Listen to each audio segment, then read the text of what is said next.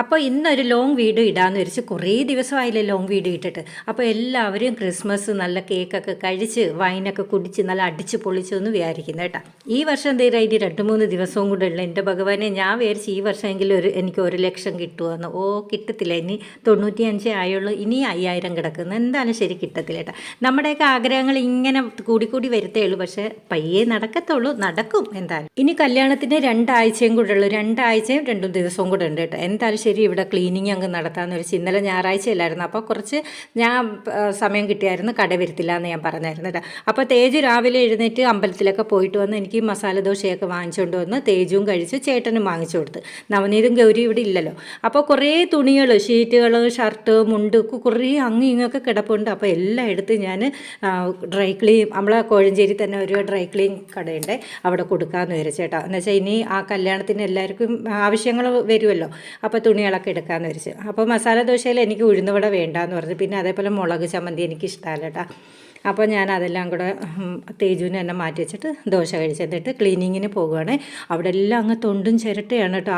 കുറേ പേർക്ക് ഞാൻ കൊടുക്കുമായിരുന്നു. ഇനിയിപ്പോൾ എന്തായാലും ഞാൻ വേറെ സ്ഥലത്തോട്ട് മാറ്റി വെച്ചിട്ട് ഇവിടെ എല്ലാം വൃത്തിയാക്കാമെന്ന് വിചാരിച്ചു. അപ്പോൾ 2-3 ആഴ്ചയായി തോന്നുന്നു കവറൊക്കെ എടുക്കാൻ വന്നിട്ട്, നമ്മുടെ പഞ്ചായത്തിൽ നിന്ന് കവർ എടുക്കാൻ വന്നപ്പോൾ അതൊക്കെ ഞാൻ മാറ്റി വെച്ചു. ഇന്നലെ ഞായറാഴ്ച ആയതുകൊണ്ട് ചിലപ്പോൾ ഉച്ചയ്ക്ക് വരും. അതെല്ലാം കഴിഞ്ഞിട്ട് ഞാൻ തൊണ്ടും ചിരട്ടയെല്ലാം മാറ്റി വേറെ സ്ഥലത്ത് വെച്ചു, കവറെല്ലാം വേറെ സ്ഥലത്ത് വെച്ചു. എന്നിട്ട് നമുക്കിനി തൂത്തുവാരാവേ. തൂത്തുവാര് ഭയങ്കര പൊടിയായിരുന്നു കേട്ടോ ഇവിടെ. എനിക്ക് മിക്കവാറും ഇനി പനി പിടിച്ച് കിടക്കാതിരുന്നാൽ നല്ലത്. മാസ്ക് ഒക്കെ വെക്കണമെന്ന് പറഞ്ഞായിരുന്നു, പക്ഷെ മാസ്ക് എടുക്കാൻ മറന്നു. കടയിലുണ്ടായിരുന്നു മാസ്ക്, പക്ഷേ എടുക്കാൻ മറന്നു കേട്ടോ.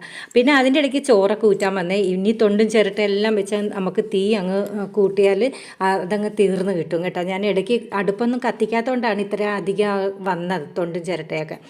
അതിനിടയ്ക്ക് തുണിയൊക്കെ വിരിക്കാൻ വേണ്ടി ഞാൻ പോയി. ചേട്ടനാണെങ്കിൽ മെഷീനത്ത് ഇട്ടിട്ട് പോയായിരുന്നു. ഞാൻ വിരിക്കാമെന്ന് വിചാരിച്ചു. അങ്ങനെ വിരിച്ചിട്ടൊക്കെ വന്നു കേട്ടോ. കുറച്ച് തുണിയേ ഉള്ളായിരുന്നു, ചുരിദാറും നൈറ്റിയും അത് ഇതൊക്കെ ഉള്ളായിരുന്നു കേട്ടോ. കല്യാണത്തിന് ഒരുക്കങ്ങൾ, സാരിയുടെ ബ്ലൗസൊന്നും തയ്ക്കാൻ ഇതുവരെ സത്യം പറഞ്ഞാൽ ഞാൻ കൊടുത്തില്ല. പച്ച കളറും ഉണ്ട്, നേവി ബ്ലൂ ഉണ്ട്. ഏത് കളർ ഉടുക്കണമെന്നുള്ളൊരു വിചാരമാണ്. എന്തായാലും 2 സാരി ഞാൻ ബ്ലൗസ് തയ്ച്ച് വെക്കുന്നുണ്ട്. അപ്പോൾ ഓമയ്ക്ക ഞാൻ ഓടിപ്പോരണം എടുത്തുകൊണ്ട് വന്നത്. ഏതായാലും കൈ എത്തുന്ന രീതിയിലായിരുന്നു ഓമയ്ക്ക എടുത്തുകൊണ്ട് വന്നേ. അപ്പോൾ ഇതാണ് നമ്മുടെ ഇന്നലത്തെ മഗ്ഗിൻ്റെ സ്റ്റാൻഡ്. എന്തായാലും ശരി, സത്യമാണ്.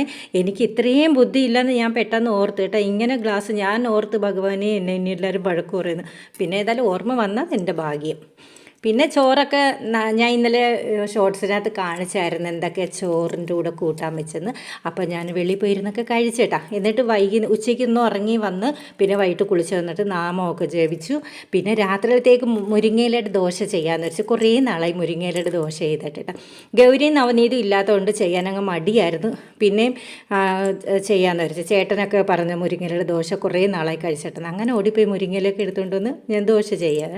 അപ്പം ഞാനിങ്ങനെ ഗോഷ്ടിയൊക്കെ കാണിക്കുന്നത് നമ്മുടെ കുഞ്ഞു പിള്ളേരുണ്ടെങ്കിൽ അവർക്ക് ഇഷ്ടപ്പെടുമല്ലോ. മിക്കവാറും അവരെന്നെ അമ്മുമ്മയെ എന്തോ കാണിക്കുന്നതെന്നൊക്കെ ചോദിക്കും. അപ്പോൾ എനിക്ക് വിശന്നിട്ട് വയ്യായിരുന്നു. ഞാൻ ഓടിപ്പോയി 2 ദോശയങ്ങ് ചുട്ടിരുന്നേ. ഇനി തേജുവും ചേട്ടനും വരുമ്പോൾ ചൂടോടെ ചുട്ട് കൊടുക്കാം. ചൂടോടെ കഴിച്ചാലേ ഇത് കൊള്ളാവും കേട്ടോ. ഇല്ലെങ്കിൽ അങ്ങ് കട്ടിയായിപ്പോൾ, പച്ചരിയല്ലേ, അതുകൊണ്ട് കട്ടിയായിപ്പോൾ. ചൂടോടാണ് നല്ല അടിപൊളി ടേസ്റ്റാണ് കേട്ടോ. പിന്നെ അതുപോലെ തന്നെ ഞാൻ ഗീവ് അവേക്ക് സമ്മാനം കൊടുക്കാമെന്ന് പറഞ്ഞില്ലേ. കുറേ പേർക്ക് പാവം കിട്ടിയില്ല എന്നൊക്കെ പറയുമ്പോൾ എനിക്ക് ഭയങ്കര വിഷമം. എല്ലാവർക്കും എനിക്ക് തരണമെന്ന് ഭയങ്കര ആഗ്രഹമാണ്. പക്ഷേ നമുക്കുള്ളതിനകത്ത് ഞാൻ കുറച്ച് പേർക്ക് തരുവാണ് കേട്ടോ. അപ്പോൾ ഇനി 2 ആഴ്ചയും കൂടെ ഉള്ളൂ എന്ന് ഞാൻ പറഞ്ഞല്ലോ കല്യാണത്തിന്. ഇനി ഭയങ്കര തിരക്കായിരിക്കും. തിരക്കെന്ന് വെച്ചാൽ ഇനി താലിമാല വാങ്ങിക്കണം, ബ്ലൗസ് തയ്ക്കാൻ കൊടുക്കണം, പിന്നെ കുറേ സാധനങ്ങൾ മണ്ഡപത്തിലേക്ക് വാങ്ങിക്കണം. അങ്ങനെ കുറേ ജോലികളുണ്ട് കേട്ടോ. അതിൻ്റെ ഇടയ്ക്ക് എനിക്ക് കടയിലും കൂടെ പോകേണ്ടി വരും. ഇത്രയും ദിവസം ഇടയ്ക്കിടയ്ക്ക് കടയിൽ പോകേണ്ട. പക്ഷേ ഇങ്ങനത്തെയൊക്കെ വിശേഷങ്ങൾ വരുമ്പോൾ എനിക്ക് കടയിൽ പോകണം. അവരൊക്കെ ഇങ്ങനെ മണ്ഡപത്തിനും പന്തൽ കെട്ടാനൊക്കെ ഓടി നടക്കുമല്ലോ. അപ്പോൾ എനിക്ക് കടയിൽ പോകേണ്ടി വരും. അപ്പോൾ കല്യാണ റിസപ്ഷൻ ആരൊക്കെ വരുമോ ഒന്ന് കമൻറ്റ് ഇടണേ. അപ്പോൾ ഞങ്ങൾക്ക് എണ്ണം അറിയാമല്ലോ, അതുകൊണ്ടാണ്.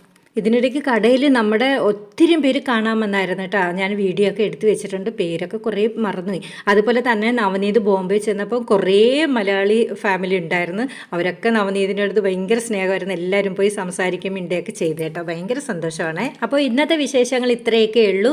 പിന്നെ നാളെ പെട്ടെന്ന് തന്നെ ഞാൻ മണ്ടത്തരങ്ങളും പൊട്ടത്തരങ്ങളൊക്കെ ആയിട്ട് ഞാൻ ഓടി വരുന്നതാണ് കേട്ടോ വീഡിയോ ആയിട്ട്. അപ്പോൾ ആരും മറക്കരുതേ ഹൈപ്പ് ചെയ്യാൻ. സ്കിപ്പ് ചെയ്യാതെ ഹൈപ്പ് ചെയ്ത് ലൈക്ക് ചെയ്യണം കേട്ടോ. പിന്നെ കമൻറ്റ് ഇടണേ. ആരൊക്കെ വരുമെന്നുള്ളത് ഒന്ന് കമൻറ്റ് ഇടണേ. അപ്പോൾ എല്ലാവർക്കും ടാറ്റാ.